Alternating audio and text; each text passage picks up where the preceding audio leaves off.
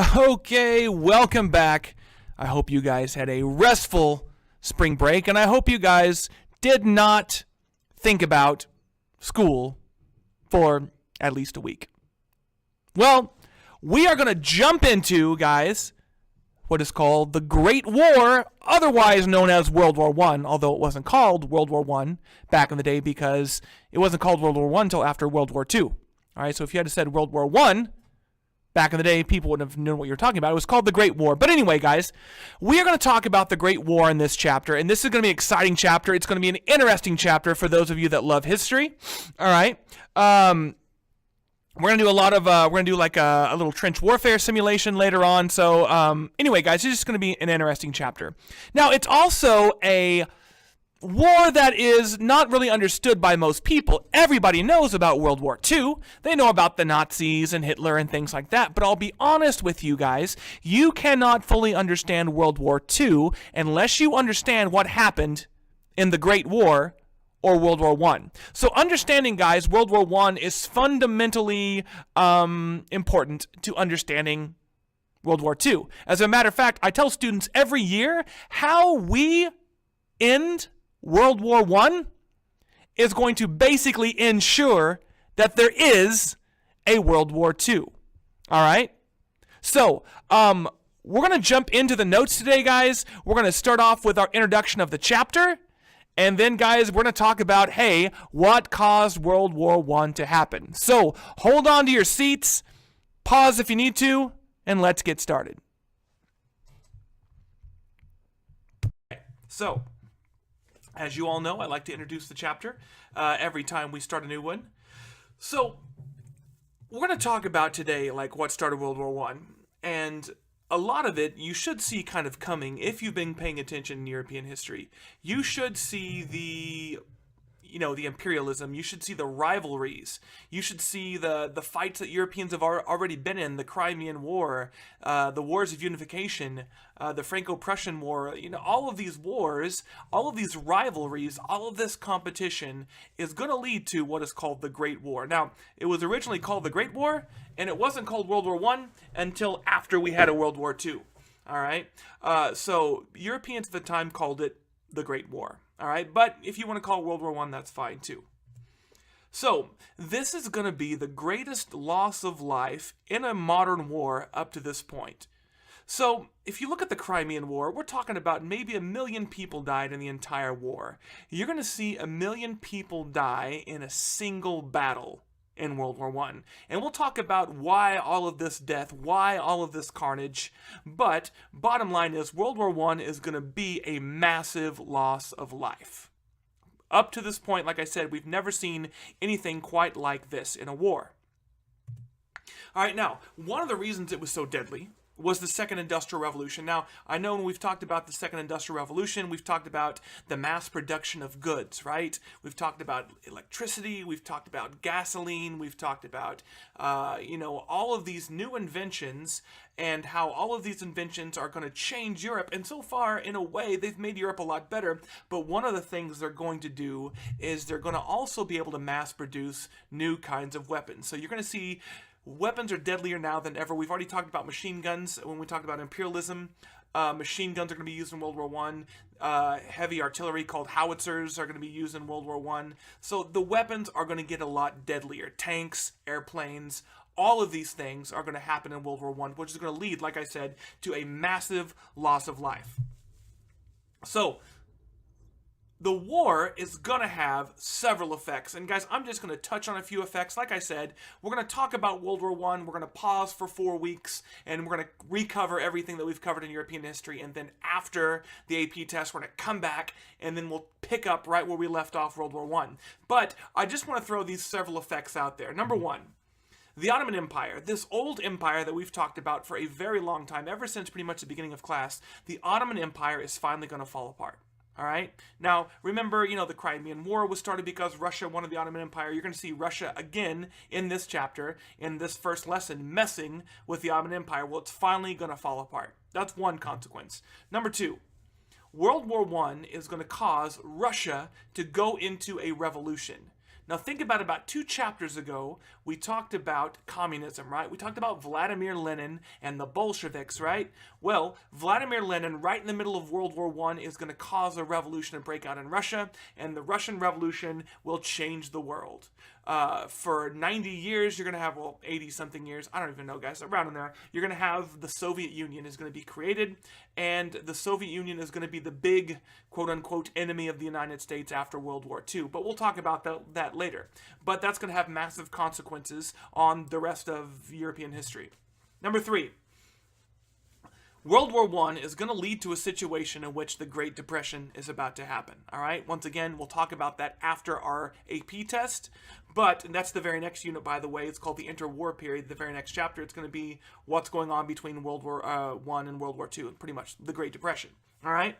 And then finally, the treaty that ends World War I, and I say this in world history, and I'm saying it to you guys, how we end World War I is going to make sure World War II happens, and not just World War II, guys, but future conflicts. So the ending of World War I is a very dangerous ending, you'll see, and a lot of the stipulations of the Treaty of Versailles, which ends World War I, is going to cause not only World War II, but it's going to cause other conflicts all over the world that we are still dealing with right now in 2020.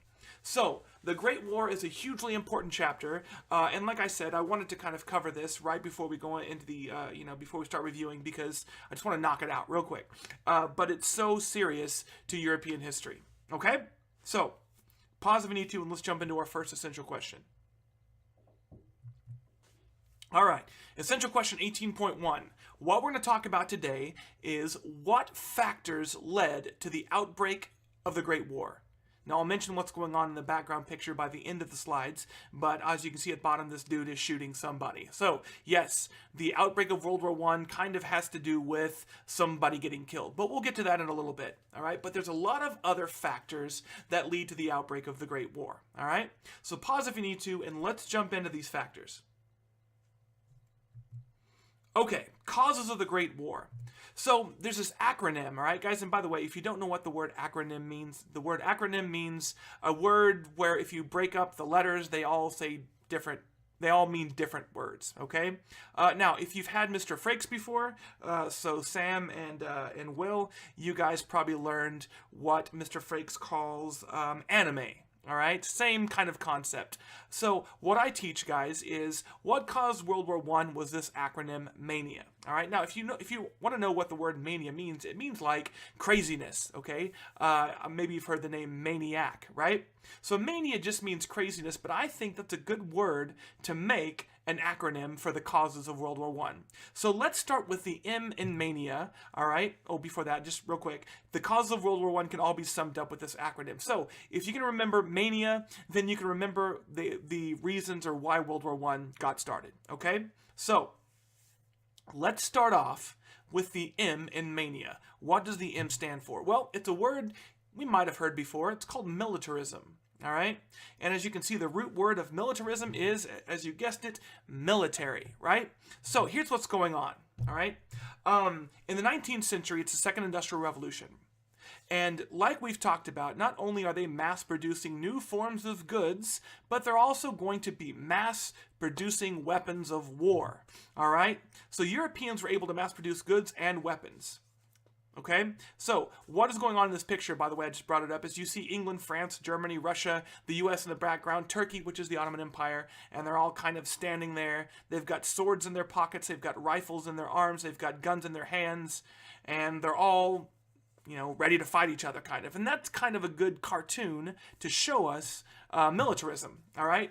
So now, like I said in the slide before, there are new, far more powerful technology created, machine guns, howitzers. You're going to see, by the way, howitzers a big cannon, pretty much. You're going to see the first airplanes being used in World War I to bomb and to have dogfights. You're going to see the first tanks in World War I. You're going to see the first, issuance of poison gas. We're talking about a lot of nasty, deadly weapons in World War I, but the bottom line is Europeans right now are massing up large amounts of weapons. Now, right now, the big person kind of in charge of Europe is Otto von Bismarck. Ever since Germany united, Bismarck has been kind of the go-to leader when you talk about what to do in Europe. I mean, think about, guys, the Berlin Conference and imperialism. Guess who led that? Otto von Bismarck. So he's kind of the go-to guy in fixing problems in Europe.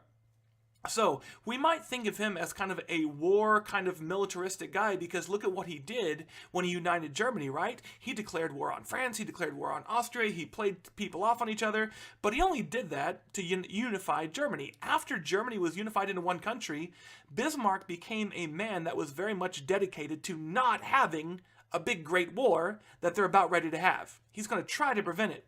So Europeans are going to lead Bismarck in trying to maintain the balance of power after the Crimean War. You guys remember the Concert of Europe tried to maintain this balance of power, right? They all agreed to not take over any more territories, and they all agreed to stop revolutions, right? And then they fought each other in the Crimean War, and that was the end of that. But what happens right now is Europeans in the 19th century are building up massive militaries anyway. And we're going to talk about on the next several slides why they feel the need to build up a large military. Well, the first kind of reason was Germany united, and that scared the crap out of France. All right, so France, Germany has a big military, so France build one. Britain build one. Everybody is building up a massive military. You guys can see in the background the United States. Hey, we feel like we also need to start building up a military. So militarism is a term to describe the kind of atmosphere of everybody in the 19th century is building up massive militaries and arming themselves. But they're doing it not necessarily to go to war, but to be prepared in case a war kind of happens. But I'll be honest with you guys, if you build up a large military, what do you eventually want to do with that military? You guessed it. You want to use it. Pause if you need to. All right, now let's talk about the first A in the acronym MANIA, which stands for alliances. Now, this is kind of complicated, and I threw out a lot of stuff, guys, just to break it down into the basics. But the alliances of Europe are very complicated before World War I. Okay? So it's kind of led by Bismarck. So like I said, Bismarck is trying to maintain peace. And he, through a complex series of negotiations that I'm not even going to get into, he's going to help create a series of complex alliances in Europe. All right?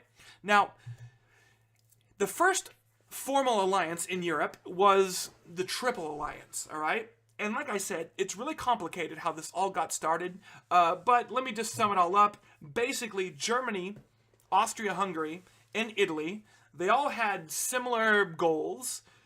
They all had similar kind of governments, and they all kind of agreed to make an alliance, all right? So the Triple Alliance is Germany, Austria-Hungary, and Italy, okay? And when they made their alliance, they kind of made it as kind of an agreement that, look, if anybody comes after you, we got your back, all right? Now, this is a very dangerous thing, as we know, all right? When we're teenagers and we have our little group of homies and another group of other people walk up on us and one person gets into a fight from our group, we all know we got to jump in for some reason. I don't know why humans are like that, but like that's how we feel. We all got to jump in, okay? We can't let the two people that have beef with each other just duke it out and tell us who won. We all have to like start swinging, and that's the danger of alliances. So Germany, Austria, Hungary, and Italy form what's called the Triple Alliance. Now, something crazy happens. In 1890, William II, his actual name is Wilhelm, but the English name of Wilhelm is William. Anyway, William II becomes the new Kaiser, or King of Germany. Now, William II is not like William I, which was very much let Otto von Bismarck do everything. You see, William II is very militaristic, all right? William II wants to create a powerful Germany. But Bismarck, the prime minister, says, whoa, we don't want to do this. We want to make sure we maintain peace. So there's a butting of heads between William II and Bismarck. Okay? William II wants to grow strong and wants to grow powerful, even if it means upsetting the balance of power in Europe. And Bismarck just wants to keep peace. Well, it's not too long, all right, 1890, that William II forces Bismarck to resign. Now, this is a very, very, very big deal in European affairs because here's the great negotiator Bismarck, the great peacemaker Bismarck, and as you can see from this political cartoon, he's being kicked off the ship of Germany. You've got the Kaiser or king looking up top, and you've got Bismarck walking and leaving the ship. And that's kind of a good way to explain what is going to happen to Europe now. Okay? The pilot, I guess, of Europe is walking away. All right? So, the same year that Bismarck is forced to resign, a new alliance forms called the Triple Entente. All right, now, the Triple Entente is Russia, France, and Great Britain. Okay? Now, here's the deal, and this is something interesting, and Bismarck tried to negotiate all of his alliances where it wouldn't end up this way, but the goal of Bismarck was to make sure if Germany ever got into a war, he didn't have to fight Russia on one side and France on the other side. But look at these alliances, that's exactly how it is going to shape out. You see Germany, Austria-Hungary, and Italy in the middle, and you see Britain, France, and Russia on the other side. Okay, so they're surrounding the Triple Alliance. So, as you can see, now Europeans are divided into alliance, and you can guess what's going to happen when one country goes to war in that alliance. They're going to drag every other person in that alliance into war, and this is one of the things that makes it a world war. Okay? So, alliances are a very big cause of World War I. Pause if you need to.